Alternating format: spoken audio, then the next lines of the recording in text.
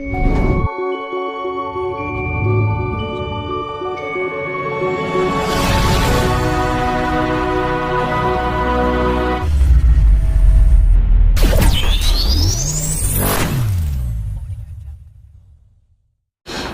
tenggene ajaran Jawa atus poso Ramadan ngeten iki memang wonten dan harus dilakukan nopo pripun Bapak?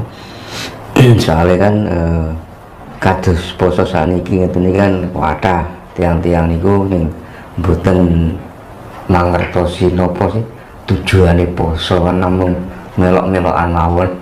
Nopo poso niki kangge Sang Pencipta nopo di awal piyambak. Monggo Bapak jenengan dijelasaken Bapak. Nggih. Saderengipun kula njawab pitakenan menika, monggo sawetawis ning sungkem kunjuk ngarsane Gusti supados kita sedaya pinaringan pepadang lahir batin. Nggih, monggo.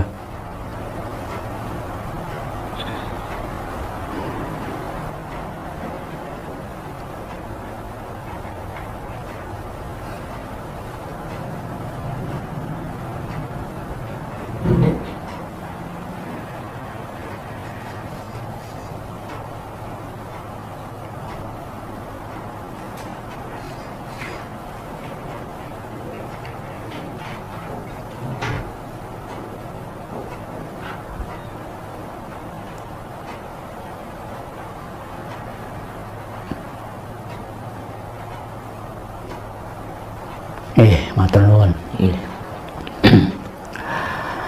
Nggih, kula jawab.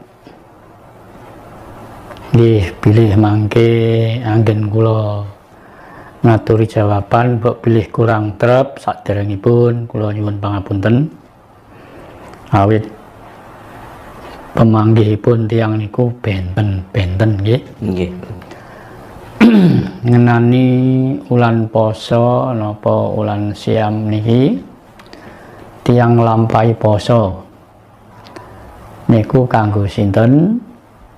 Kangge Gusti napa kangge awake dhewe ngaten? Nggih matur suwun. Ngaten niki saking gaduke pemanggih kula. Mestinipun poso niki nggih kagem badanipun piyambak-piyambak. Nggih, nek kangge kula poso niku kangge badanipun piyambak-piyambak, kangge kebetahanipun piyambak-piyambak. Restine napa? Lah poso niku ngaten nek menggahing kula. Poso niku mboten namung sekedar nglesokake weteng. Poso niku mboten namung nglesokne weteng. Nah, munggih tiyang Jawi utami kula piyambak, poso niku kan kula ampun sering matur to. Nggih. Poso niku wong tirakat. Nggih. Wong poso iku wong tirakat. Lah wong tirakat iki ora mung sekedar nglesokke wetenge. Nek kelar ya ora mangan, ora ngombe, paling ora ngurang-ngurangi. Mergo napa wong poso niku wong laku, wong prihatin, laku prihatin. Nggih. Lah poso wulan Ramadan bawa ulan poso. Nah, istilah niki kan wonten kalih nggih. Nggih. Ana ngarani ulan poso, ana ngarani ulan Ramadan nggih. Nek sing umum wastani ulan poso niku cara Jawa. Nek cara Islam utawa cara Arab ulan Ramadan. Janjane ajaran Jawa kali ajaran Islam niku wonten kesamaan. Enten kesamaan. Mo mboten bareng, angkae mboten bareng, mboten plek sami mboten. Kantun tiange terus pundi anggenipun ngrasuk. Mergi ngeten, manungsa niku nek kanggene kula tengarsane Gusti niku sami kok. Nggih gadah hak sing sami, gadah kewajiban sing sami. Nggih lah, menggah kula poso niki mboten namung sekedar nglesokke weteng, ngotongake weteng. Intine pokok poso niku nggih mbagusi budi. Nggih. Ibarate nek wong kaku iso dadi lemes. Oke. Wong keras iso dadi lunak. Wong sing ora ngerti iso dadi ngerti. Saiki nek tiwas diwangi ora mangan, ora ngombe, maune wong lemes dadi keras gak ya muspra. Wong poso niku isine mlane mboten mangan, mboten ngombe ben supaya nafsu niku lunak. Nggih. Nek nafsune lunak, ibadahe anteng. Nggih, monggo diwastani dos pundi napa mawon monggo. Tapi nek kangge kula wong poso niku wong laku tirakat. Kanggone ya mbagusi budi, mbagusi kelakuan. Nggih.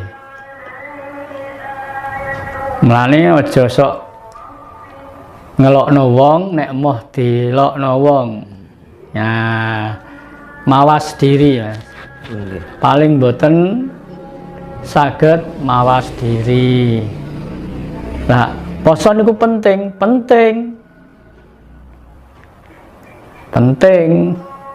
Kanggo sinten nggih, kanggo awake dhewe-dhewe.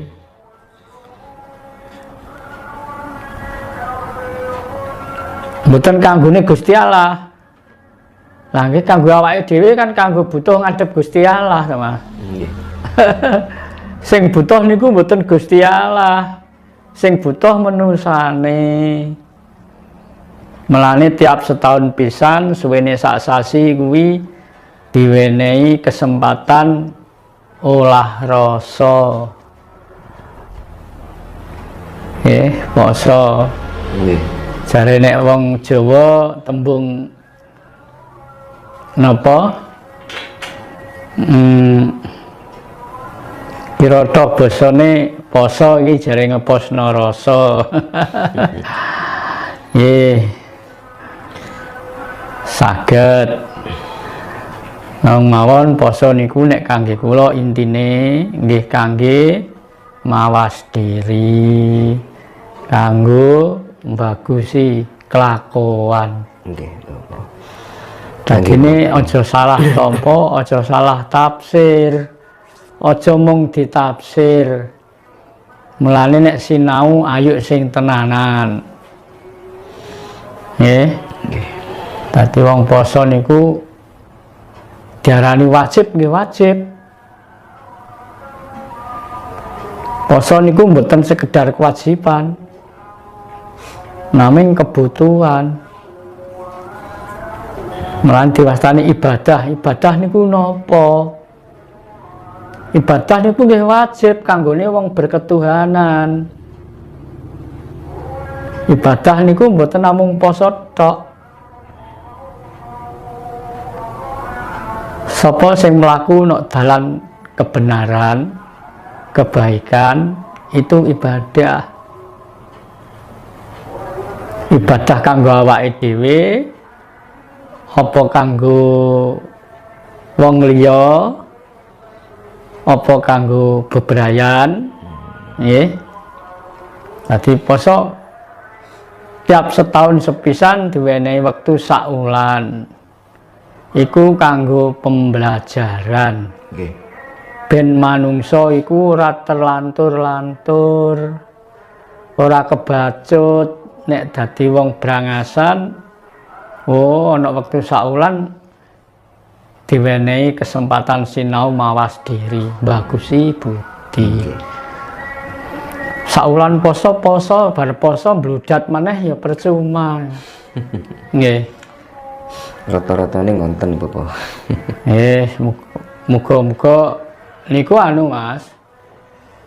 Rata-rata ngoten niku tiyang sing dereng ngerti. Wong poso niku wau ampun kula aturaken kanggo mawas diri, ngaca benggala, kanggo ngapiki kelakuan.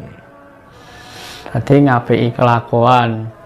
Ya percuma tiwas poso wetenge lesu kelakuane maune elek ora dadi apik kok tambah elek ya percuma.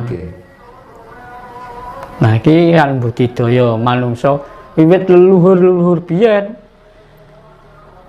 Wiwit sasi iki urung jeneng poso.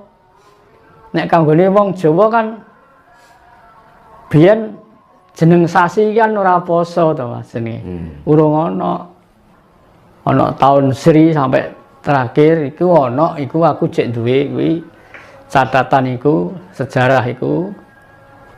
Nah gene sasi Jawa iki dirubah sampai Suro, Sapar, Mulut, Bakdo Mulut, Jumadil Awal, Jumadil Akhir, Jeb, Ruwah, Poso, Sawal, Selo, Besar iki wis perubahan.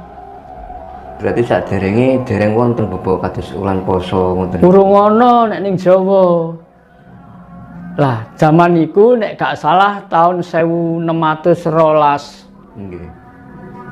Kuwi nalika ning Jawa kene dikuasai Sultan Agung Hanyakurakusuma.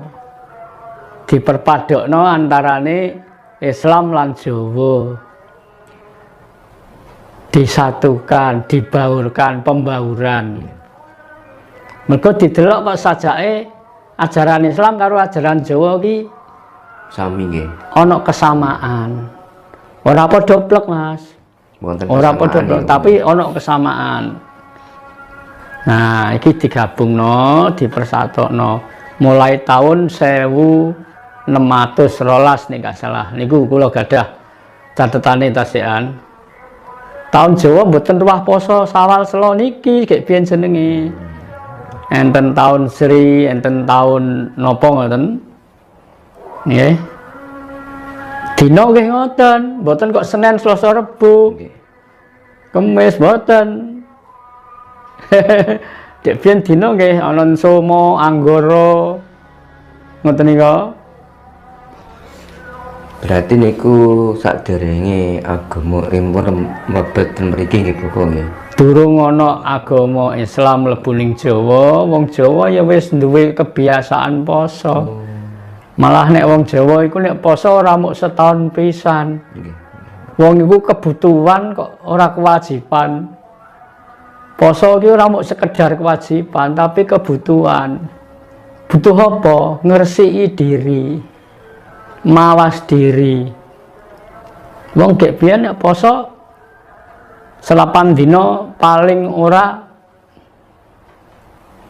ping pindho ping telu tiap selapan dina ora saulan. Nggih.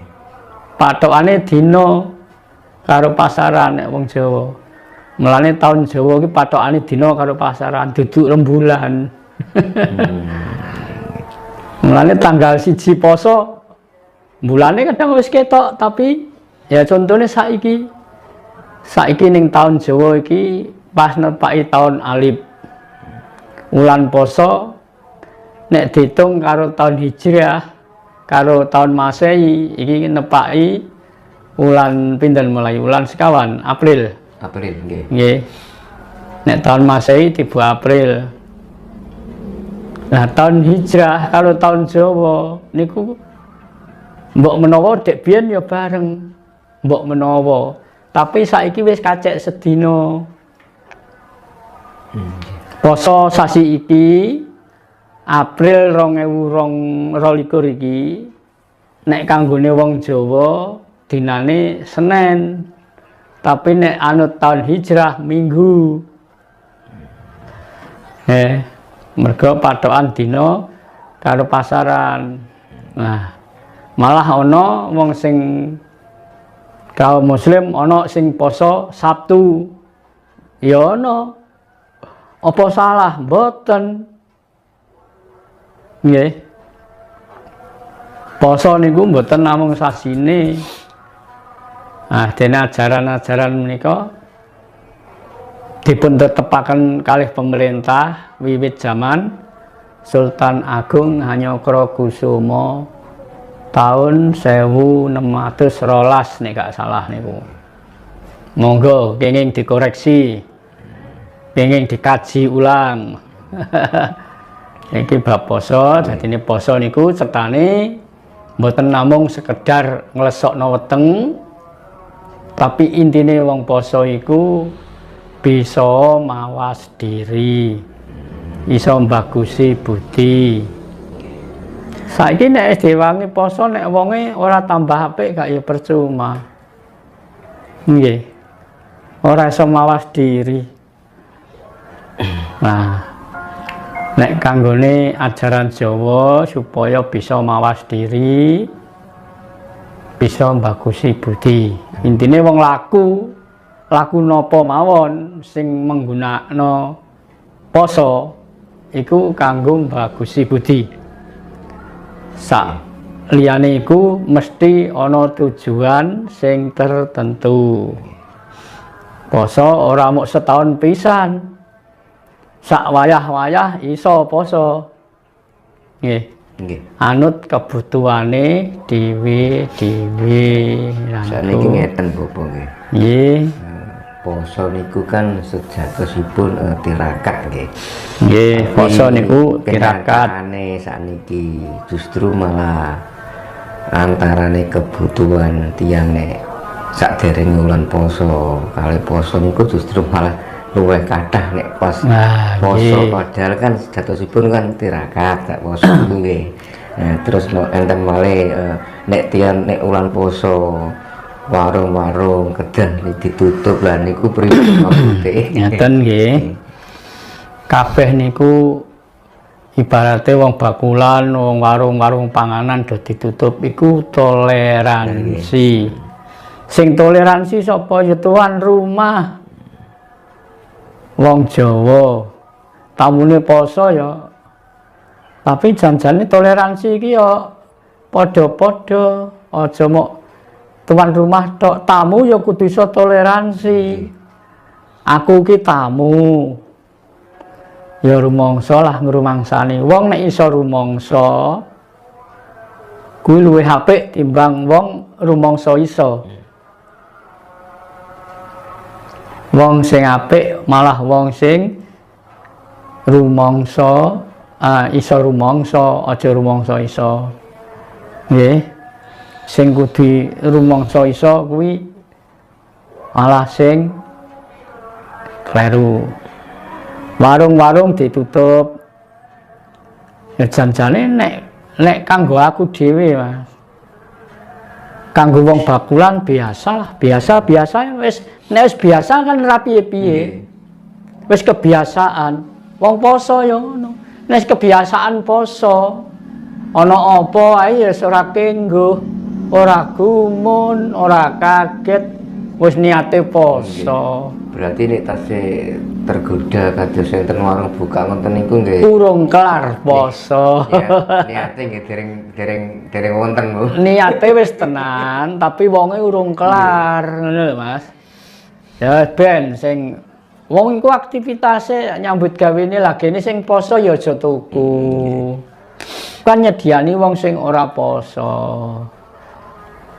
Ora apa-apa jane. Mung saking wong Jawa ki sugih toleransi. Tepa sarira. Janjane nek nurut kebutuhan wong poso iki ya jenenge wong tirakat ya pengeluarane ya kudu malah saithik to. Nggih. Nek ora poso kae mangane cukup iwak laut. Bareng poso nek gak iwak daging moh. Wah, iku kuwalik mesine. Nah, ya orang larang tapi orang larang wong wae dhewe kok. Orang larang, ayo dibiasakno. Poso. Nek poso aja wulan poso tok. Penak nek poso wulan poso tok, bature akeh. Nek donge riyo donge wong mangan akeh ke, ayo belajar poso. Nggih. Mesti no, nek donge peceklik poso iya. Wis wajar wong tirakat. Tapi nek donge panen, donge akeh panganan apa kae lho, ayo poso. Nah, iku lagi iso diarani poso. Lah perlune wong poso ya ki mau gunane iso bagusi budi. Dene intine nek kangge kula wong poso ya cara pengeluarane ya aja tambah akeh. Wis biasa-biasalah. Nek ora poso keluarga loro 50.000 cukup, tapi nek poso malah ora cukup ya. Ya mau alian mangan. Oke. Nah, aku ora nyalahno. Tambahnya pengertiannya lagi ning kono. Nah, supaya ngerti tenanan, isane ngerti tenanan, ayo sinau sing tenanan. Aja mau anut grubyuk. Kabeh ku kan kanggo awake dhewe. Nggih, napa? Terus ngeten Bapak. Bulan poso niki kan 1 bulan nggih. Nggih. Wis poso mangke wonten nek diwastani riyaya Bu. Nggih. Riyaya niku proses kita kembali ke fitri, kembali ke yang suci kembali. Dah munggo nek ten gene ajaran Jawa kados riyaya ngoten niku maknanipun pripun Bapak nggih? Ngeten nggih. Riyaya niku lak basa Jawa to. Ri niku dina, raya iku gedhe. Nek di Indonesia no hari raya. Sakbare poso riyaya. Iya bener. Istilahnya cara muslim kembali fitrah, kembali kesucian, kembali suci. Nek wong sakjroning poso ki iso nyuceni. Lah nek ora iso nyuceni kembali di mana? Nggih. Niki wau. Nek ana pitutur, ana tembung sing bener, sing apik, nek ora balane dhewe ora nampa. Gedhe elek-elek. Tapi nek balane dhewe elek-elek kleru dicaplok, ditampa dengan hormat lho. Iki wong urung ngerti hakikate urip. Nah, posone lagi no syariat. Nah, syariat ya pokoke kancane doyong ngidul, melok ngidul, doyong alor, melok ngoyor.